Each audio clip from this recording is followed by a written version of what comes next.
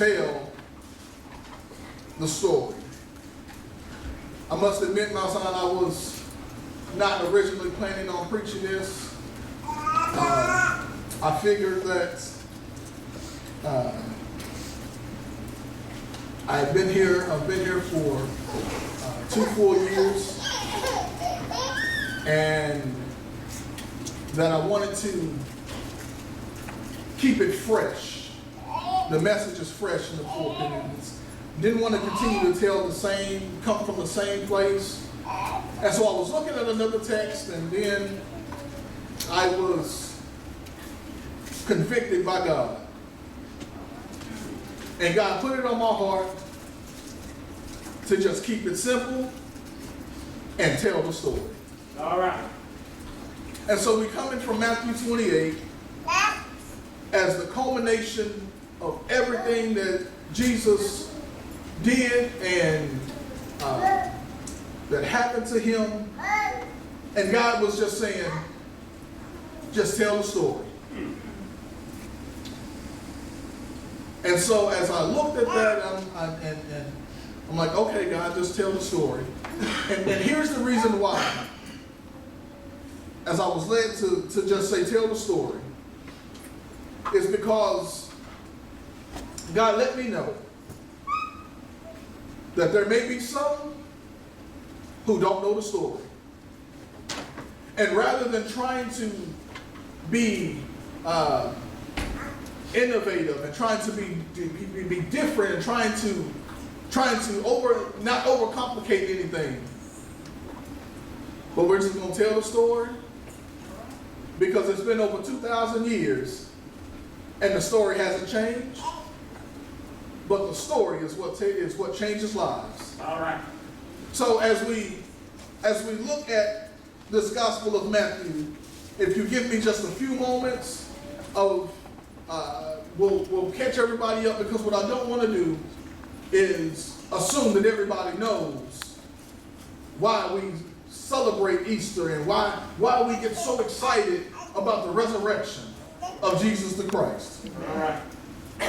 It says, chapter 28, verse 1, it says, now, after the Sabbath, as the first day of the week began to dawn, Mary Magdalene and the other Mary came to see the tomb.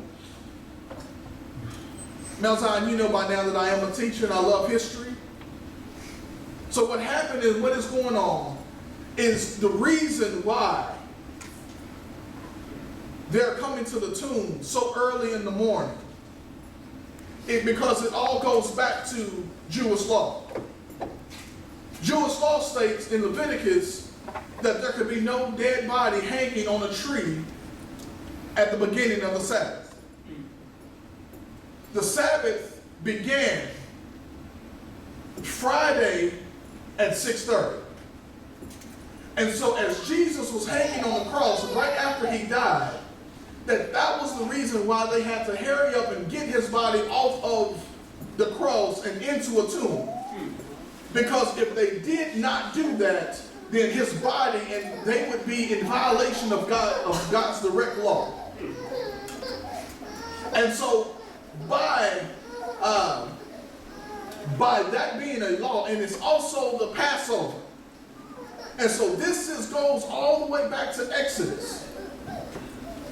And so what's happening is, as Jesus has died on the cross, Joseph of Arimathea says, I got a tomb that we can put him in until Passover ends and the Sabbath ends, and then Mary and Joseph and James, that y'all can have the body and you can do whatever you want to do with it. You can have a formal burial, but at least right now, let me get his body down off the cross so that we do not violate God's law.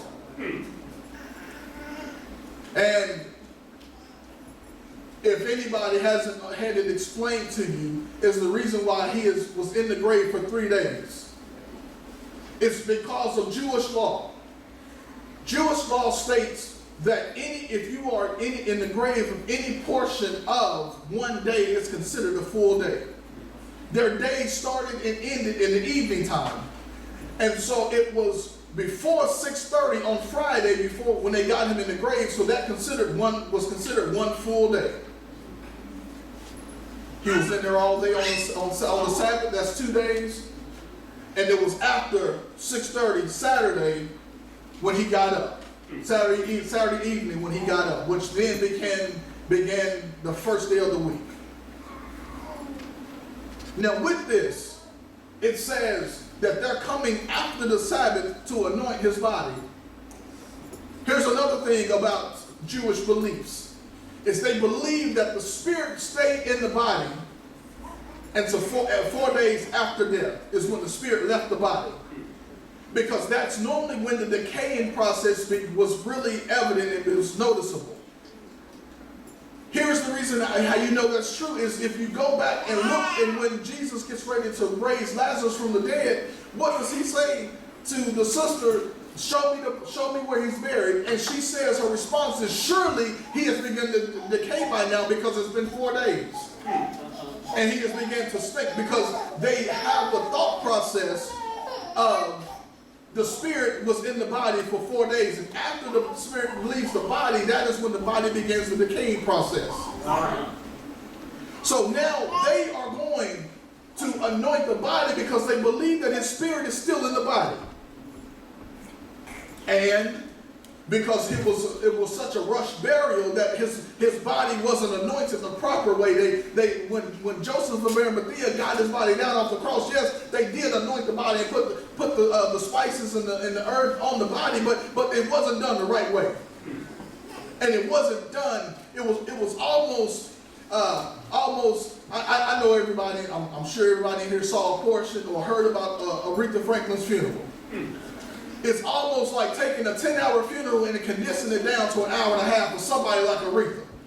And so what they felt is that because of who Jesus was, that the rush job of anointing his body before putting it in his borrowed tomb, that's not good enough for who Jesus was. So we're going to go and we're going to do it the right way. Now that I've caught you up to verse number 1, it says that now after the Sabbath. After the Sabbath means it's after 6:30 Saturday evening. But if you notice that they could have went at 6:31, but they didn't. They chose to wait a little while. And this is the reason, if you know anything about ancient history, that they didn't have days of the week named. If you look in the Bible, it's always a day after the Sabbath. It's the second day after the Sabbath, or the third day after the Sabbath, because the Sabbath started and ended their weeks.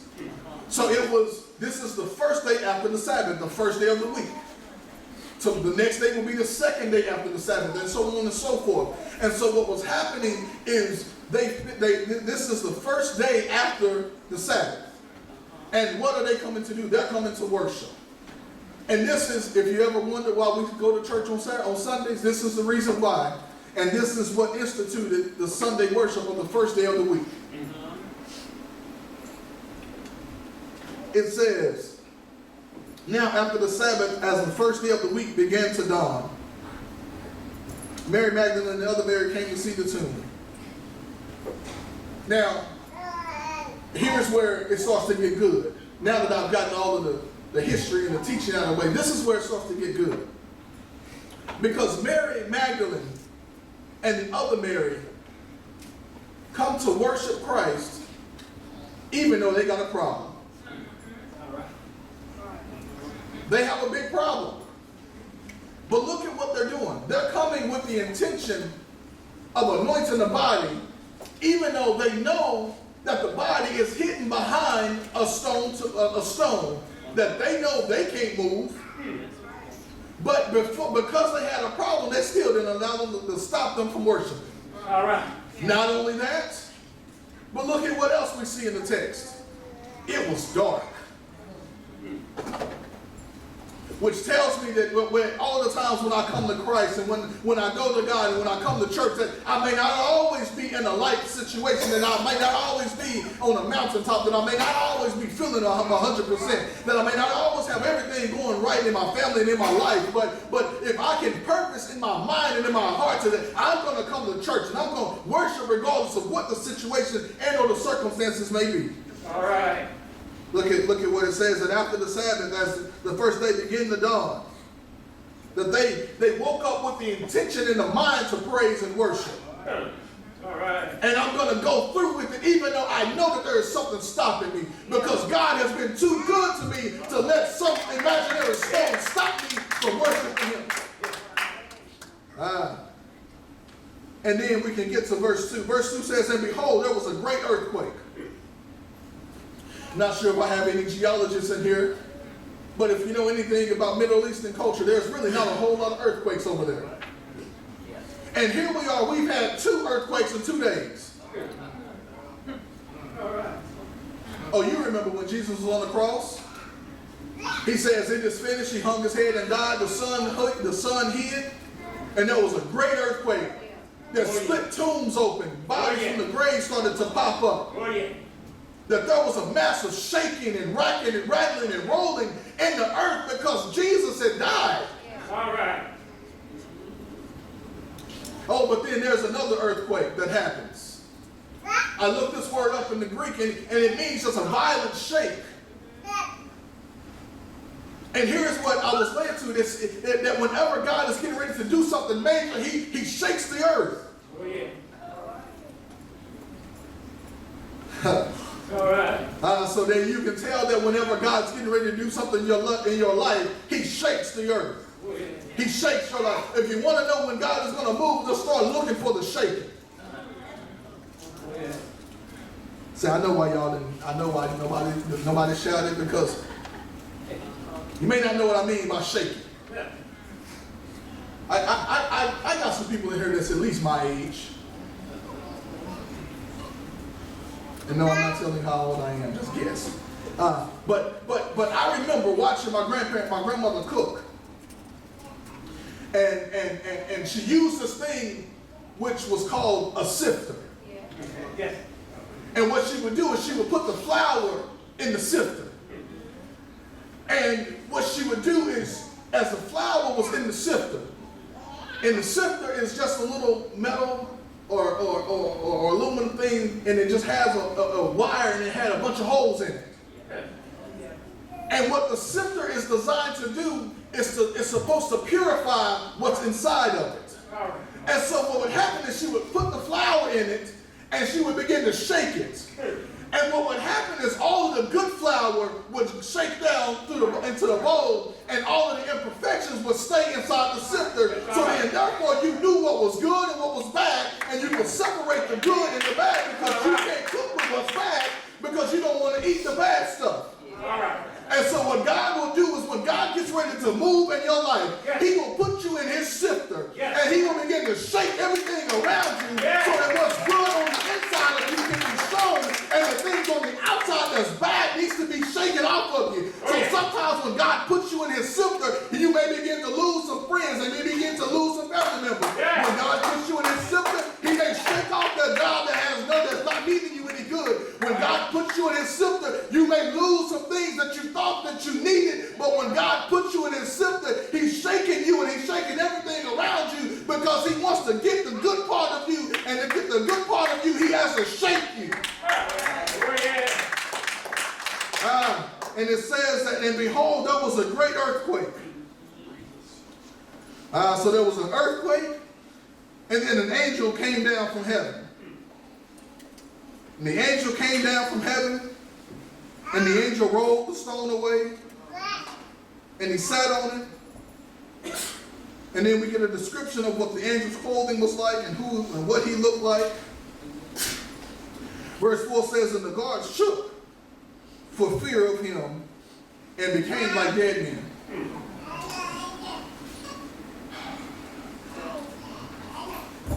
Can I tell you that this verse right here is just a testimonial part of Psalm 23. I know y'all looking at me like, how in the world did I jump all the way back to Psalm 23? You know Psalm 23, one of the greatest verses of pieces of scripture of all time. Yes.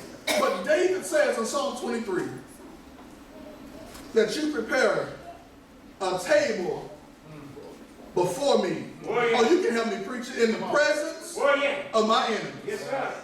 These guards were right here guarding the tomb. Yes.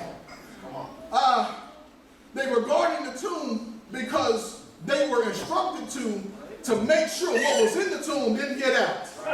Because of what was in the tomb. If it got out the tomb, then what was inside the tomb had the potential to change lives. Yes, all right. And so the enemy says that I gotta make sure what's inside of here don't get out, because if it gets out, then people will know that I'm no match for what's inside this tomb. All right.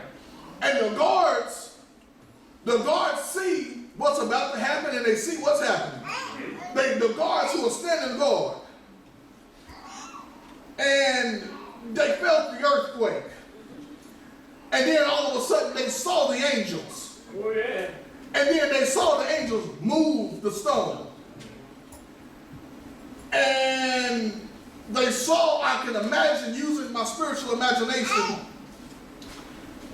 I can bet that they saw that the tomb was empty. Now, wait a minute. We've been standing here all night guarding this tomb. The rope is still sealed. The signet impression is not broken. But yet, what I know what's in there, nobody's come. But what I know what's in there because I saw it in there myself. I was with them when they put it in there, and I've been on my post all night. Now that there's an earthquake, the stone, I've seen these angels come and move the stone, and now all of a sudden, what was in there is not in there no more. Now I need to let you know that these soldiers who were guarding the tomb, they weren't guarding the tomb to make sure that nobody came to bother Jesus, because you know Jesus was always bothered. Everybody was always trying to get close to Jesus. No, they weren't guarding the tomb to make sure that nobody did anything malicious to the body. No, they weren't guarding the tomb to make sure that he rested well. No, they weren't there to make sure to check the time to see what time he was going to get up. No, they were there to make sure that what was in there stayed in there. Because we don't want this thing about Jesus to get out. Because if Jesus gets out into the world, Jesus is going to change the world. And we don't want Jesus to change the world because we like how the world is right now. Says, and the guards shook for fear of him and became like dead men.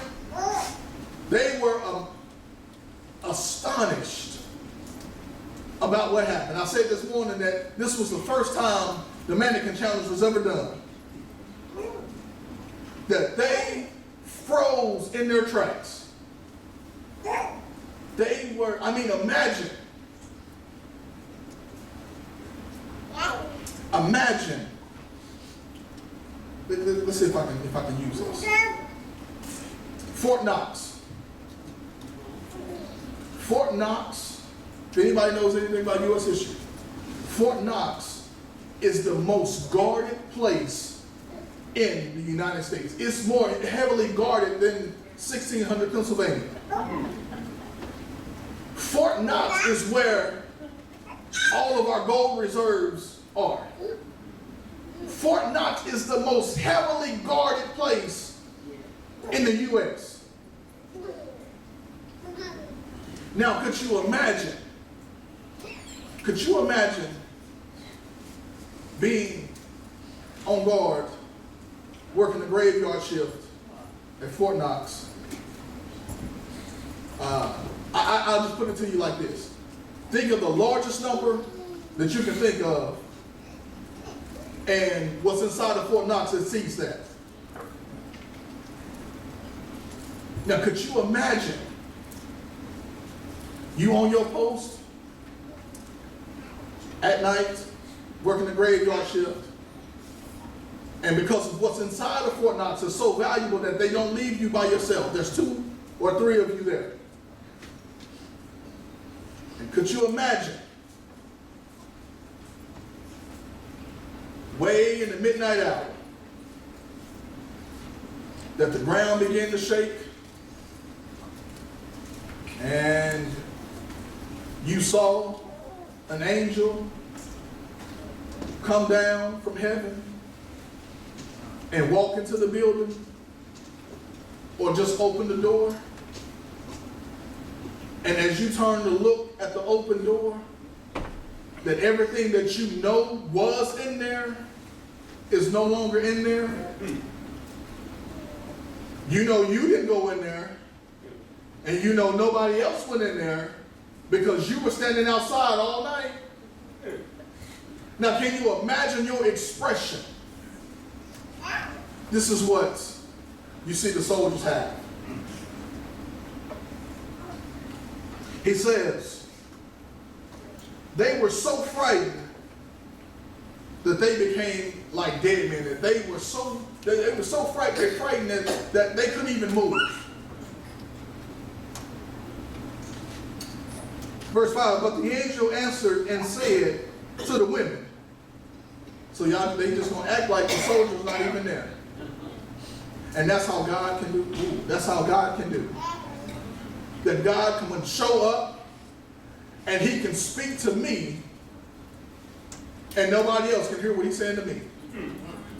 That's why I got to deviate for just a second. That's why when the Bible says that whatever God has for you is for you. That's right. So there is no demon, there's no devil, there's nothing that can stop what God has for you. If God has it for you, it is for you. Now, it's in his timing when he may choose to give it to you. But there's nothing in anybody, nothing that you can do yourself to stop God from giving you what he has in store for you. Oh, yes. Oh, but it says, and I'm almost through.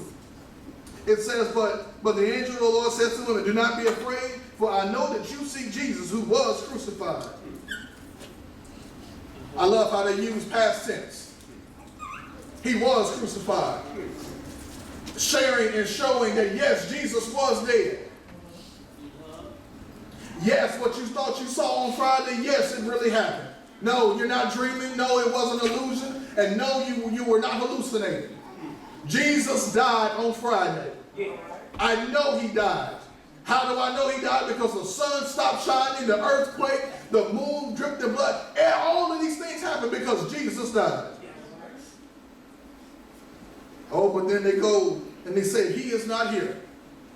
Now, can we pause right there? Can you imagine the look of astonishment and fear and terror and confusion of these ladies? They come in there looking for God, and all of a sudden, God is not what we thought he was.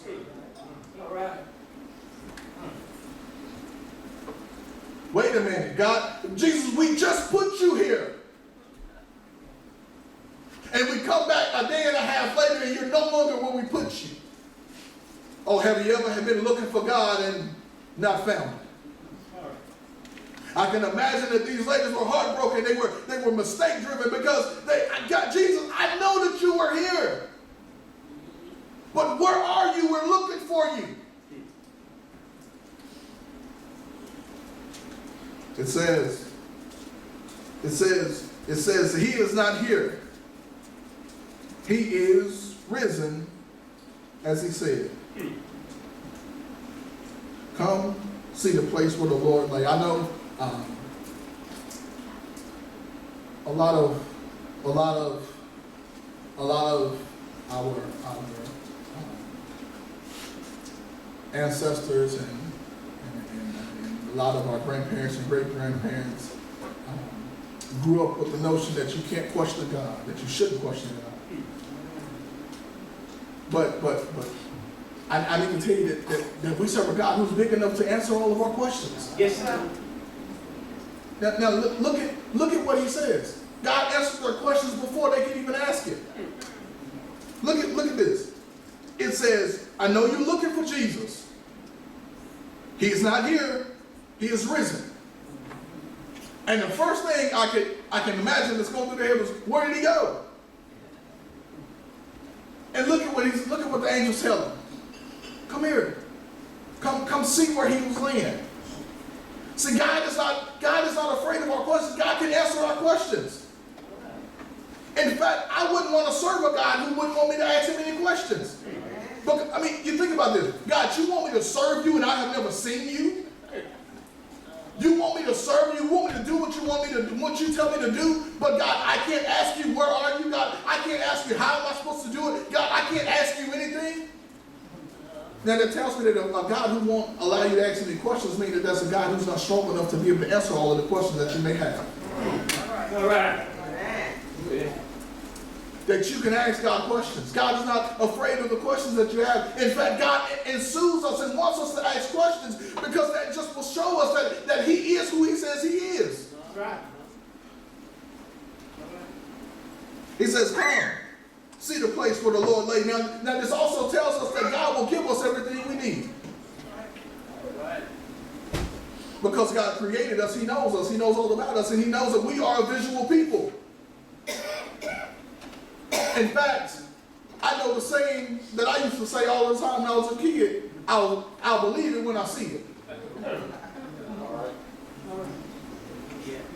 And so I know that didn't originate with me. I'm not that smart. And so here's the thing. Here's the proof. You want proof that Jesus is not here? Come look at where he was laying at. Now let me give you a microscopic view of the tomb. It wasn't as when they wrapped his body. They wrapped the body in a linen cloth. And they wrapped the face in the shroud. If you look online and you look at History Channel or anything, you will see that they found the shroud. But here's what it is.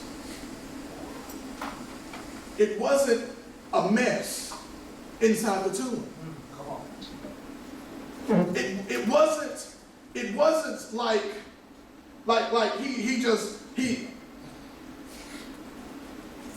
I got enough teenagers and kids in here. It wasn't like he came home from school and got out of the jacket and the jacket goes this way. The t-shirt goes this way. One shoe goes over here, another shoe goes over there. The backpack goes back here and the books go up here. It wasn't like it was a mess. It was clean and in place. In fact, it was almost as if it had not been disturbed on the outside. Because what happened is when he arose, we don't know the specifics, but what it looked like has happened is the body just disintegrated. Because when Jesus got up, he was no longer in his fully earthly form. He was in his glorified body. In a body that looked still like a man, like a human, but he was more God than human at the time. He was still human because if you look at in the story of the road to Emmaus, that he ate with the people.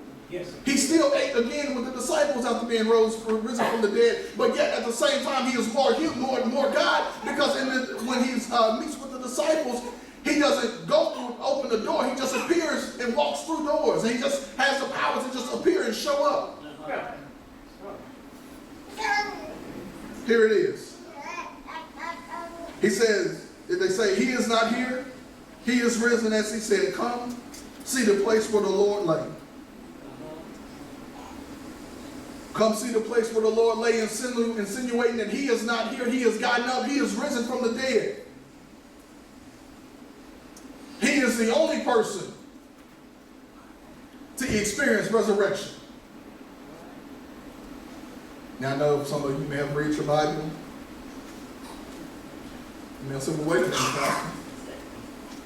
Jesus raised 3 people from the dead. But I did my homework.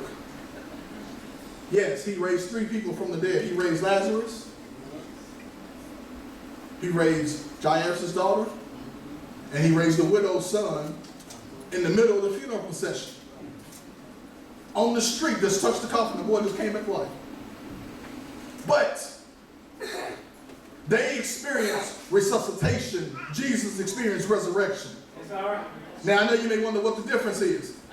Lazarus Jairus' daughter, and the son, the widow's son at Nain, all three of them died again. But Jesus is alive and well. He died, but he got up and he will never die again. In fact, he is seated at the right hand of God the Father. And if you look at it, resurrection just simply means a restore of life and life at its fullest.